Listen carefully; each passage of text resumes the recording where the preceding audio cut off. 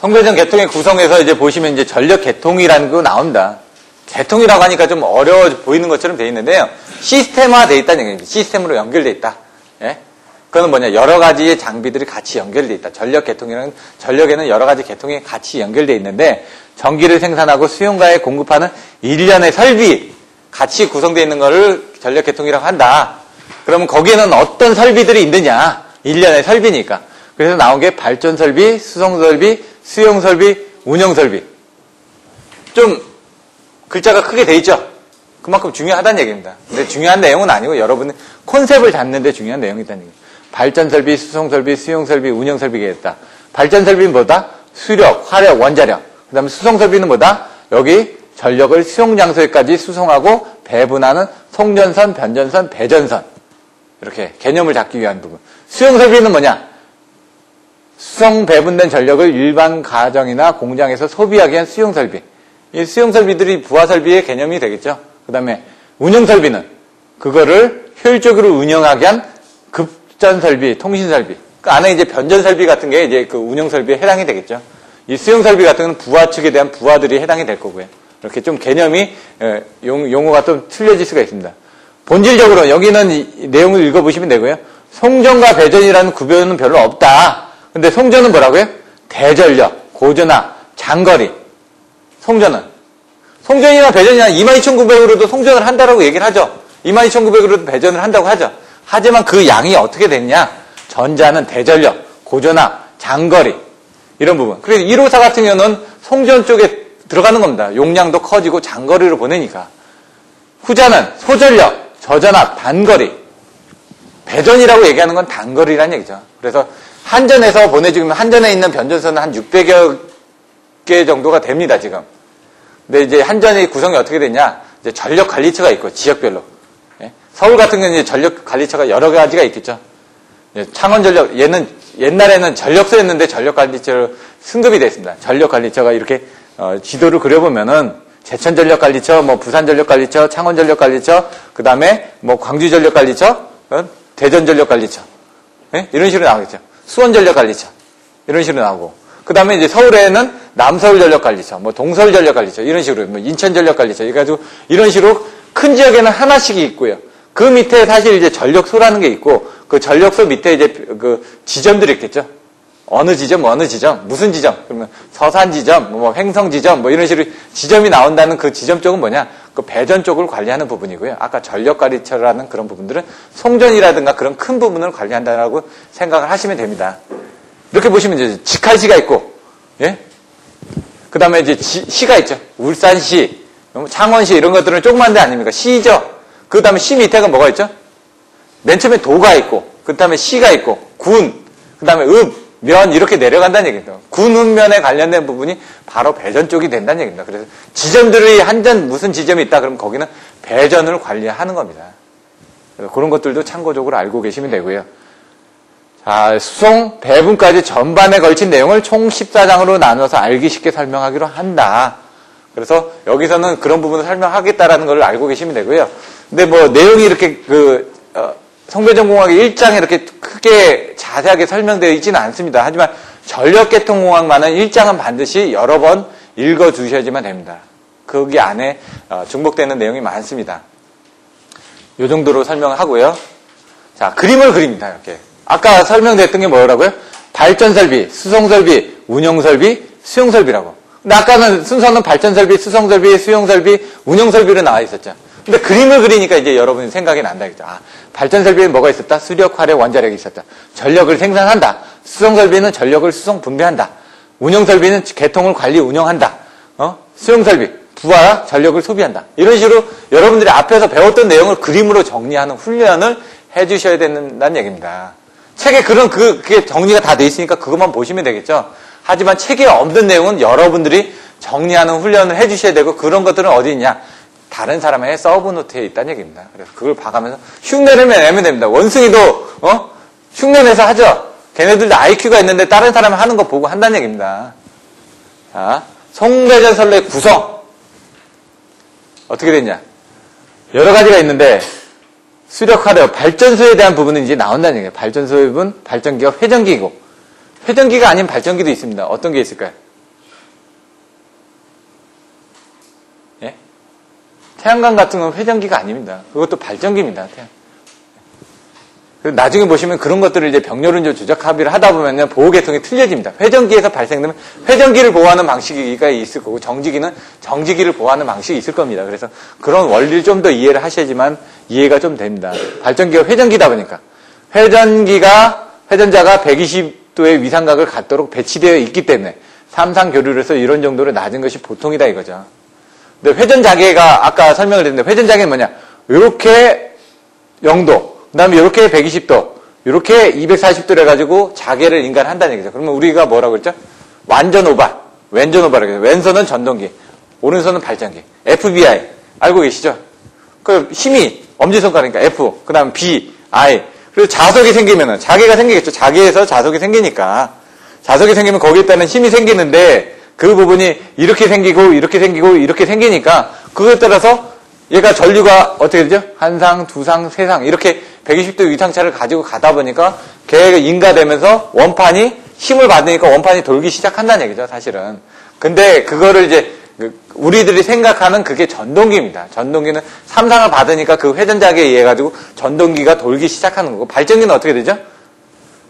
발전기가 있으면 발전기에 스팀이 들어와서 원판을 돌려줄 거 아닙니까? 돌려주면서 그 힘에 의해서, 그 힘이 있는데 거기에 어떻게 자석이 가다 보니까 거기서 뭐가 생기죠? 전류가 생기죠. 그 전류에서 발전이 되는 겁니다, 지금. 그래서 그런 원리를 좀 더 이해를 하셔야지 이해가 쉽습니다. 그런 내용들이 돼 있다. 그래서 수전 전력은 전압의 제곱에 비례해서 결정된다. 그게 바로 이따가 배우게 되는 송전 전압과 송전 전력과의 관계에서 전압의 자승에 비례해서 송전 전력이 결정된다라는 내용이 거기서 나옵니다. 그런 걸 같이 이해하시면 된다는 얘기죠. 나중에 승합 변압기를 설치해서 대전력의 장거리 송전에 적당한 전압 154에서 345 또는 그 이상의 초고압, 이게 바로 765겠죠? 이런 부분이 있다는 얘기죠. 그래서 이 대전력을 먼 지점까지 송전하기엔 부적당하다. 왜냐하면 손실이 많이 생기니까. 그래서 발전기에서 어떻게 변압기를 통해 승합을 하는데 154나 345로 승합을 한 다음에 보내주고, 그걸 중간에 또 필요하면은 뭐 765라든가 아니면 345로 다시 또 승합을 해준다는 얘기입니다. 발전기도 발전소 자체 전압을 쓰기 위해서 이제 UAT, SAT 해가지고, SET 해가지고 자체적으로 유틸리티 쪽으로 전원을 공급하는 변압기가 또 별도로 또 달려 있습니다. 1차 송전선로, 예? 수용지 부근의 변전소, 1차 변전소라고 얘기하죠. 이게 600군데가 넘는다는 얘기죠. 한전에서 지금 사용하고 있는 부분이. 근데 지금 이게 다 유인이냐? 무인도 많습니다, 지금. 자. 부하에 따라서 직접 이 높은 전압을 수전하는 경우도 있으나, 전압이 높다라는 건 어떻게 된다고요? 전압이 높으니까 어떤 거기에 영향이 크겠죠. 기기도 그 영향에 대해서 크게 견뎌줘야 되니까 기기가 커진다는 얘기입니다. 그래서 처음에 들어오는 22900 쪽은 차단기가 큽니다. 차단기가 교탕만 하죠. 6600 가게 되면 차단기가 반으로 줄어듭니다. ACB 가면 차단기가 더 줄어집니다. 380, 220V 가면 차단기 주먹만 하고 손가락만 해집니다. 이렇게 손바닥만 해집니다. 왜? 전압이 작으니까 거기에 견디는 기기들이 적어져도 되니까. 그래서 그런 식으로 이제 전압을 적당한 전압으로 변환을 해줘야 된다는 얘기죠. 그게 이제 변전소에서 이루어진다. 그래서 그거를 이렇게 하고 22에서 154 정도의 전압으로 강압하고, 그 다음 다시 2차 송전선로 거쳐서 2차 변전소에 보낸 다음에 여기서 11에서 66kV로 강압하고, 그 다음에 3차 송전선로에 의해서 3차 변전소를 통해서 3003이나 6600의 전압으로 낮춰서 공급을 한다고 돼 있는데, 지금은 이렇게 하지는 않고, 한 2차 정도로 해가지고 22900으로 바로 보내죠. 그 다음에 저압으로 바로 보내거나, 380V를 저압으로 소전 받을 수 있는 수전 용량이 옛날에 100kW에서 지금 500kW까지로 바뀌었습니다. 그러니까 500kW까지는 저압을 받아도 됩니다. 그러면 기기 값이 훨씬 싸진다는 얘기죠. 얘는 100kW만 넘어가면 고압 수전을 받아야 되니까 약식 수전을 받더라도 비싼 설비를 갖다 썼어야 되는데, 지금은 그런 부분들을 손실이 줄어들고 하기 때문에 그런 용량들, 그 한전이 그만큼 용량에 대한 그 배전선로에 대한 용량이 커지다 보니까 그런 부하를 달아도 충분히 380V에서 공급을 해줄 수 있게끔 이제 대용량 배전선로 쪽으로 지금 바뀌고 있다는 얘기죠. 그래서 옛날에 32스퀘어 22900 케이블이 325스퀘어였는데 지금 600스퀘어로 깝니다. 지금 까는 것들은. 그래야지만 더 송전을 많이 해줄 수가 있으니까. 그래야지만 전선을 한번 땅을 팔 때 가공 케이블은 그냥 끌고 가면 되지만 철탑만 세우고 끌고 가면 됩니다. 땅은 다 파야 되거든요. 땅 다 파고, 그러니까 토목하고 건축하고 한 다음에 그 다음에 전기가 들어가서 다시 묶고 나야 되니까 전체적인 공사비가 커지니까 그런 때 아예 큰 거를 깔아버리자는 얘기죠. 근데 너무 큰 거를 깔아도 조금 한데 설계하시는 분들이 너무 여유 있게 가다 보니까 약간의 문제점도 있습니다. 돈이 많이 들어가는 부분에. 이런 것들은 내용을 읽어보시면 되고요. 자, 여기 보시면 여기에 발전소. 발전소가 뭐죠? 발전설비죠? 그 다음에 여기는 수송설비가 되겠죠? 그 다음에 여기 운영설비라든가 수용설비들이 나오겠죠? 그 그림이 나와 있는 겁니다. 여기 1차 변전소, 2차 변전소, 3차 변전소 나와 있던 거를 그렇게 한번 이해를 하시면 되고요.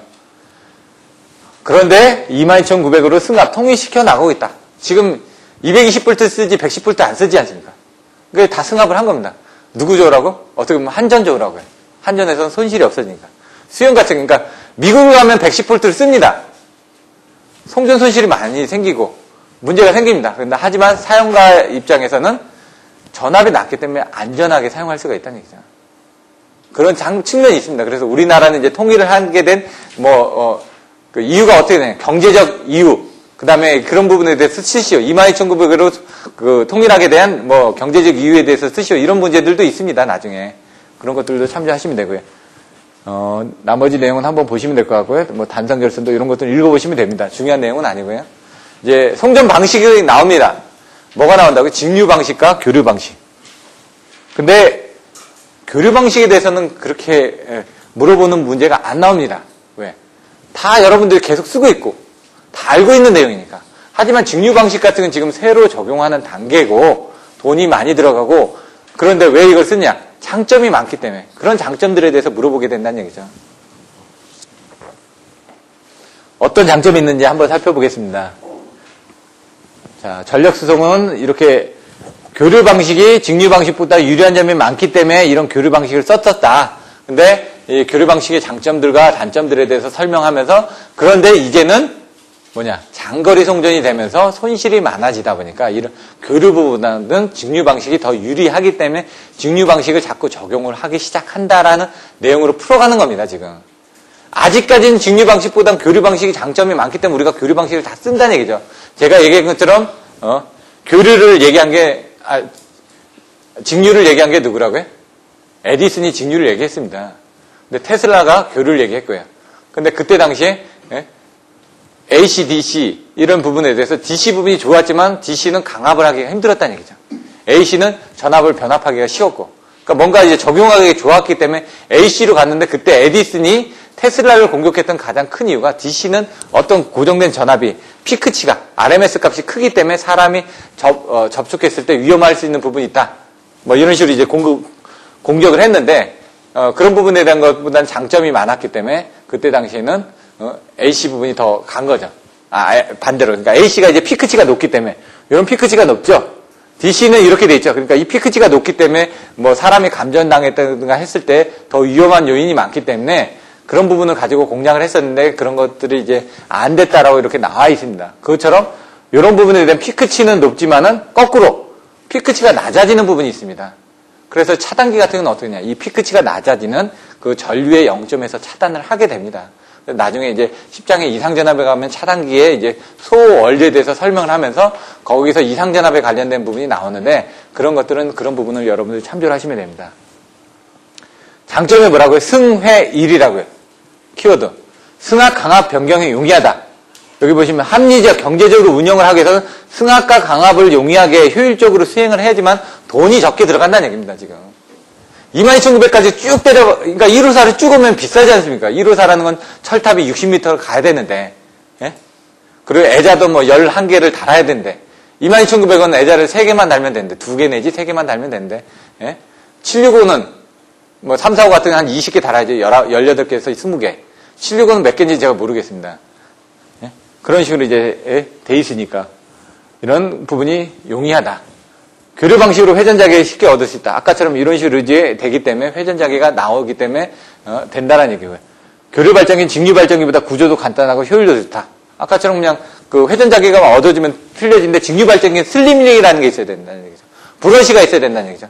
돌면서 왜 한 번 바뀔 때마다 극성을 바꿔줘야 되니까 플러스 마이너스 극성을 바꿔줘야 되거든요.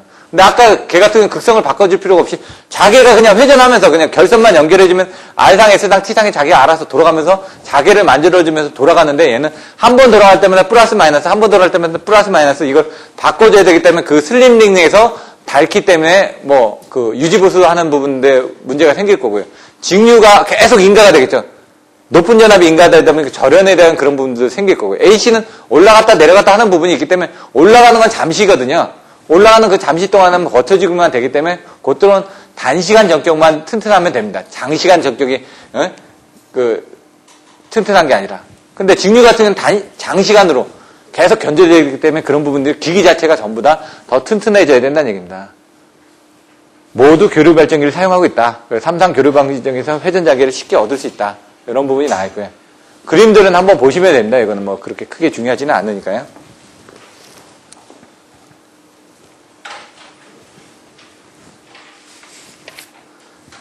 교류 방식으로 일관된 운영을 기할 수 있다.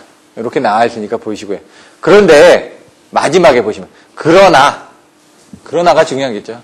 다 좋은데 대전력의 장거리 수송이나 케이블 송전 등의 경우에는 앞의 장점과는 달리 다음과 같은 이유로 직류 방식이 교류보다 유리해진다. 이래서 이제 교류 방식보다 직류 방식이 대두가 되기 시작했다는 얘기죠. 장거리 송전 손실이 떨어지기 때문에 케이블 송전 케이블을 할 때는 그 유전체에 의한 어떤 그 C 성분이나 L 성분에 의해서 주파수가 인가가 되면 손실이 생기겠죠. 그래서 그 DC 방식은 주파수가 없기 때문에 그런 손실이 생기지 않는다는 얘기죠.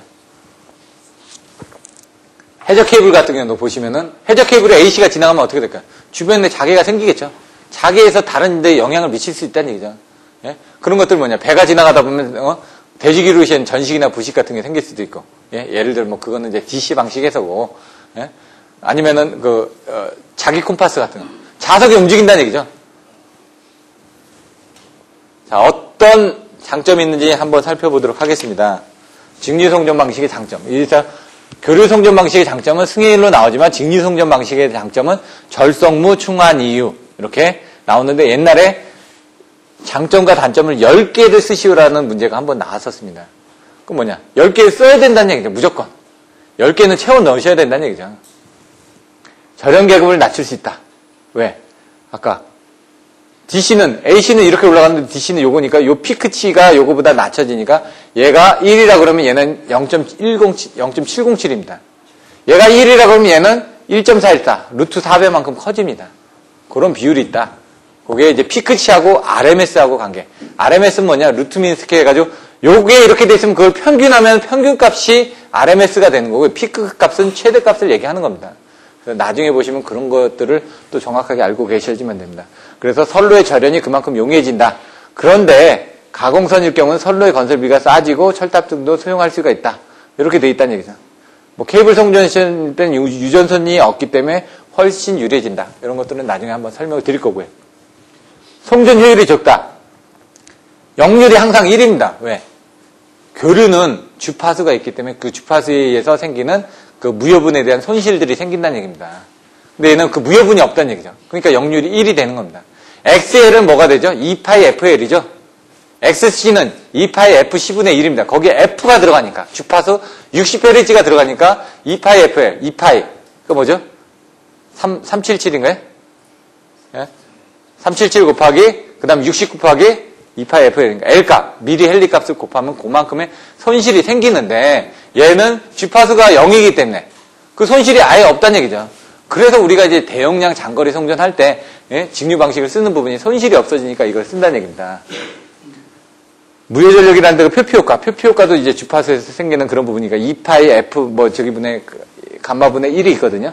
송전 손실이 켜지지만 교류에서는 직류에서는 이런 게 없다. 손실이 없다는 얘기입니다.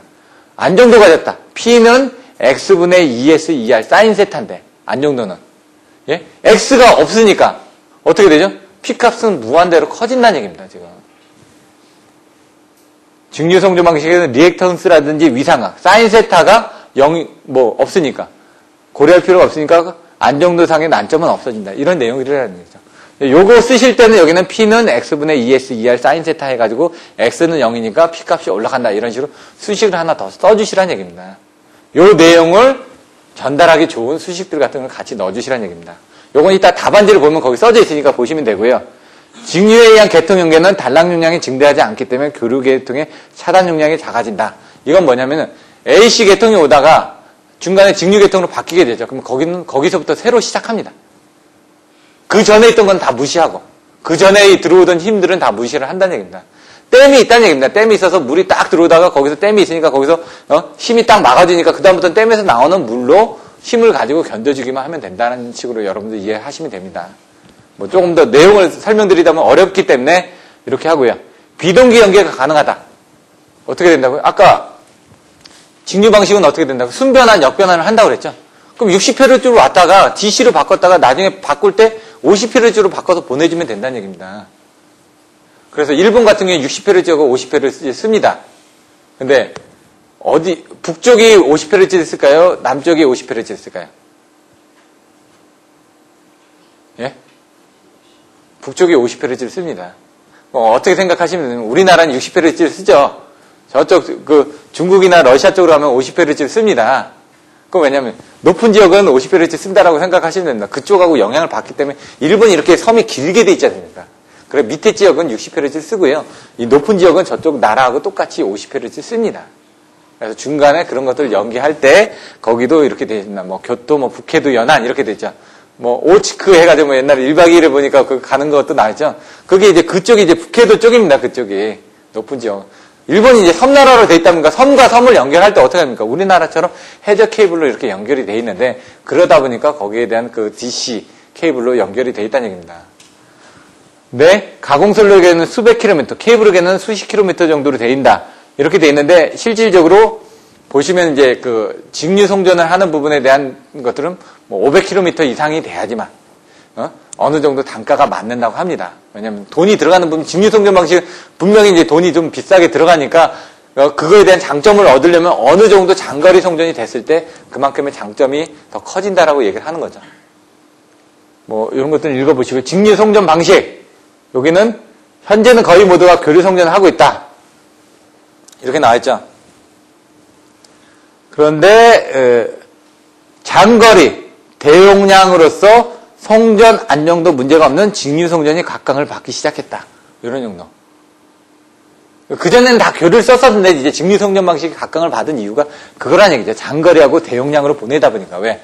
우리가 이제는 님비 현상 때문에 철탑을 설계하고 송전 선로를 건설하기가 힘들어지다 보니까 중간에 어떤 변환 장치 없이 그냥 쭉 한 번에 보내줄 수 있는 손실도 줄어들고 하는 그런 부분들 때문에 이런 직류 송전 방식이 각광을 받고 있다. 그리고 또 뭐 있냐? 해협 횡단 등 비교적 거리가 긴 해저 케이블 송전이라든가 주파수가 서로 다른 지역 간의 개통 연계, 점점 증대하는 단락 용량 억제 대책의 하나. 아까 얘기했죠. DC로 시작하면 단락 용량이 새로 시작한다고요. 이런 것들 때문에 DC가 들어간다. 그래서 직류 송전 방식의 적용 분야 키워드가 뭐라고요? 해장연도, 해저 케이블, 장거리 송전, 그다음 비동기 연계, 도심 밀집 지역의 송전 방식. 왜? 도심 밀집 지역에 송전을 하게 되면 그때부터 단락 용량이 줄어드니까 단락 용량이 줄어든다는 얘기는 그 기기의 어떤 견딜 수 있는 내량이 줄어들어도 된다는 얘기거든요. 그런 식으로 만들기 위해서 이런 부분이 적용이 된다. 바로 튀어나와야 된다는 얘기입니다. 그래서 직류 송전 방식 구성. 아까 3번 부분에 직류 송전 방식을 설명하시오라고 돼 있는데 그 설명할 수 있는 내용들이 여러 가지가 많습니다. 어느 거에 대해서 그냥 설명하시고 그러면 여기 있는 내용을, 책에 있는 내용을 다 써주셔야지만 되는 거고 여기서 구성 방식에 설명하시고 그러면 구성 방식만 설명하는 거고요. 그래서 채점자가 원하는 출제자가 원하는 부분에 대해서 답안지를 정확하게 써주셔야 되는데 만약 시간이 남으면 그 포괄적인 내용을 먼저 써주시고 그러니까 처음에 갈 때 내가 이런 방법에 대해서 풀어 쓰겠다. 근데 그 중에서 이 방식에 대해서만 집중적으로 설명을 하겠다라고 들어가줘야지만 더 점수가 많다는 얘기예요. 딸랑 요것만 쓰면은 그 사람은 그것만 아는 겁니다. 그게 아니라 나는 전체적으로 이걸 알고 있는데 그 중에 요 방식에 대해서 설명하겠다라면은 점수가 더 좋아지겠죠. 직류 송전 계통의 구성.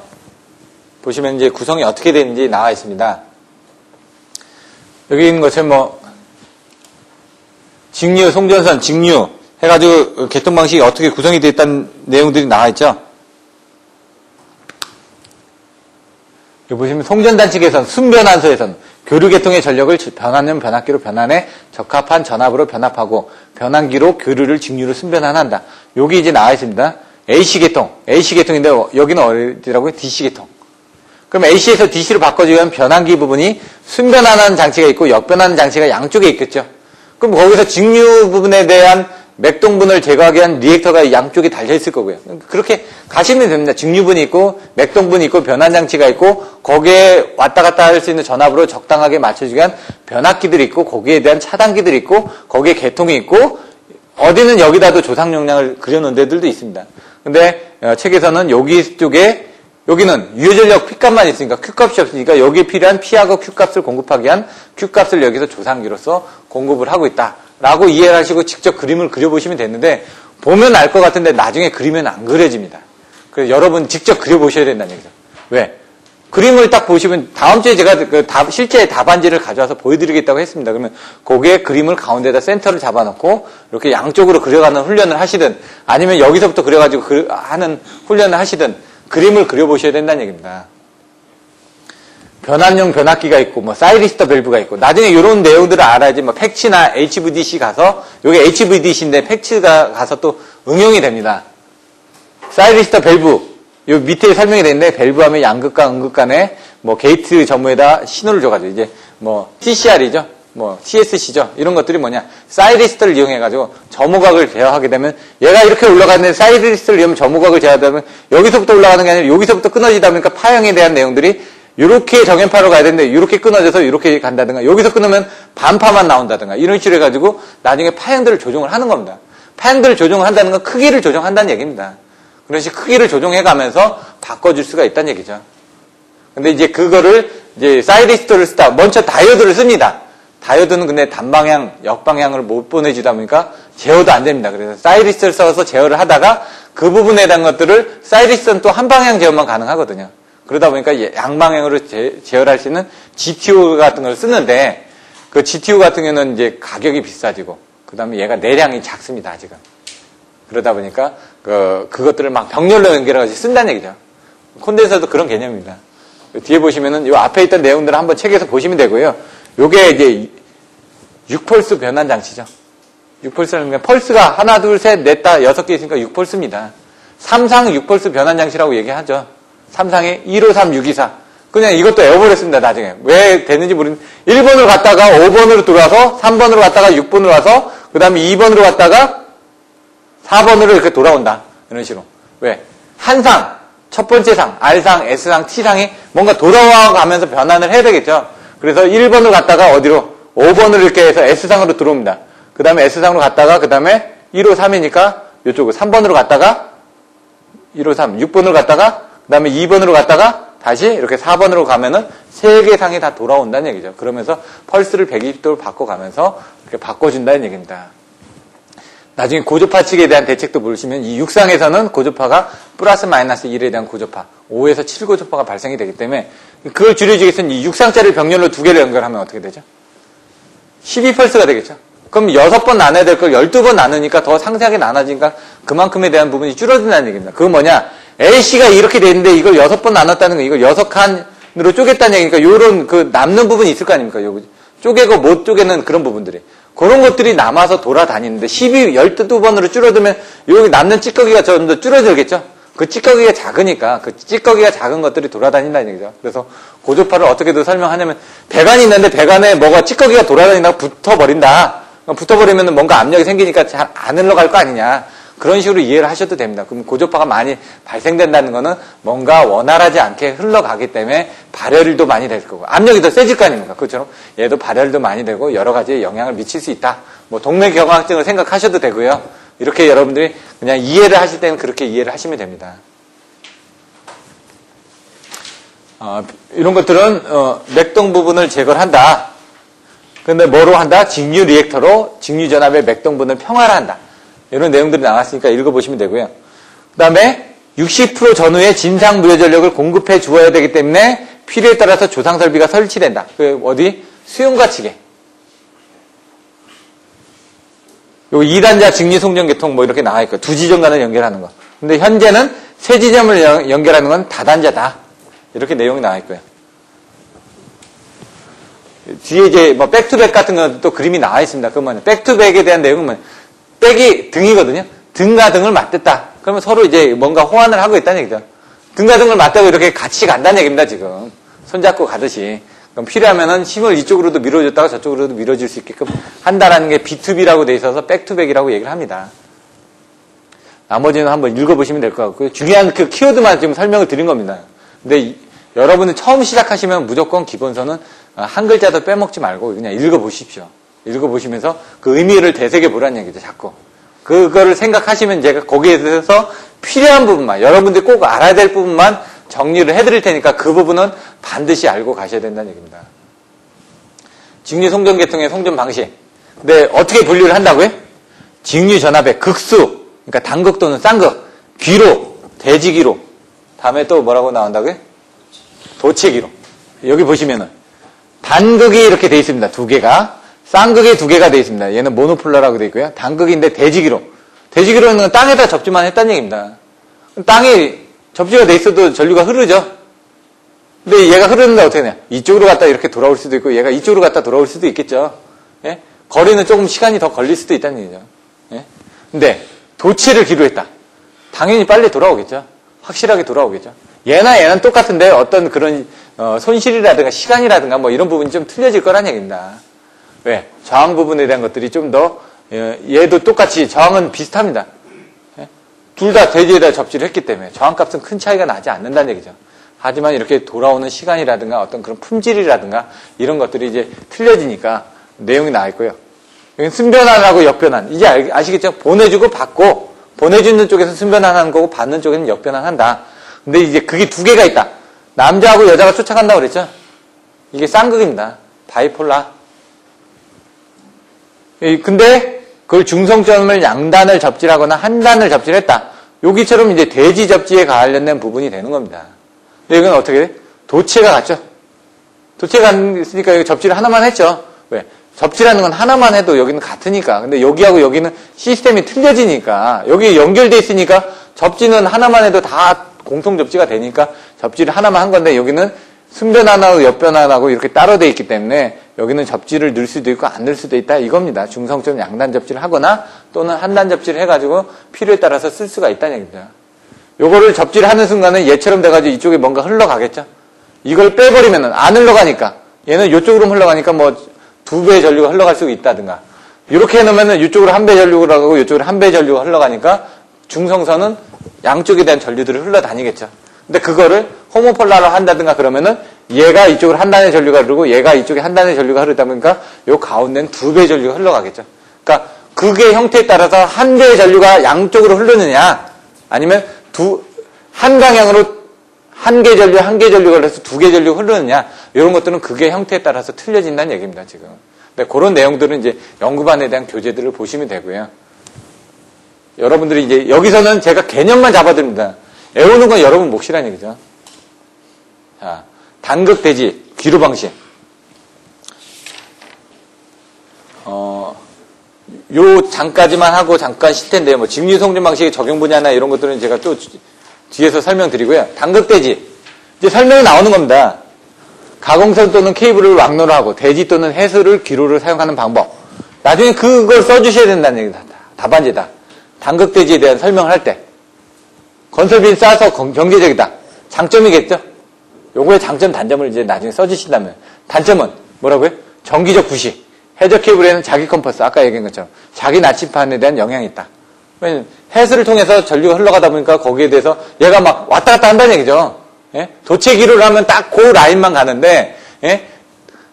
도체가 아니라 그냥 그 해수 기로를 하는가 물속에서 막 왔다 갔다 하다 보니까 거기를 지나가는 배 쪽에 어떤 자개적인 영향을 미쳐가지고 자기 콤파스 같은 게 일어날 수가 있다는 얘기고요. 대지를 통하다 보니까, 옆집으로도 지나갈 수가 있다 보니까 그런 부식 같은 문제가 생길 수가 있다는 얘기죠.